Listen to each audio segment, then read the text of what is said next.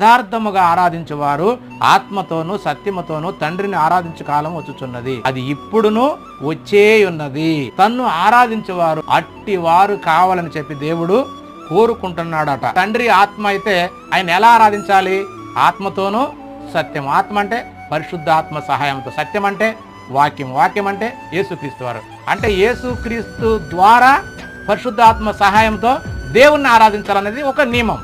అపోస్తలులు కూడా ఇదే చెప్తారు. మాట చేత కానీ, క్రియ చేత కానీ, పాట చేత కానీ నువ్వు ఏది చేసినా కూడా ప్రభు అయినటువంటి యేసుక్రీస్తు పేరిట తండ్రి అయిన దేవునికి కృతజ్ఞతలు స్తుతులు చెప్పాలని ఉంటుంది. కాబట్టి మనకు అది కూడా తెలియకుండా ఈ రోజున డైరెక్ట్గా యేసుకే యేసయ్యా నాయన తండ్రి అంటారు, యేసయ్యా నీకే స్తోత్రాలు అంటారు, యేసయ్యా నీకే వందనాలు అంటారు. ఇలా దేవునికి క్రీస్తు ద్వారా జరగాల్సినటువంటి కృతజ్ఞతలు స్తుతులు అన్నీ కూడా ఆయన ద్వారా జరగాల్సి ఉండగా మన వాళ్ళు అర్థం కాకుండా దేవుడు చెప్పినటువంటి నియమాన్ని వదిలేసి సొంత ఆలోచనలతోటి డైరెక్ట్గా చెప్పటం మనం చూస్తుంటాం.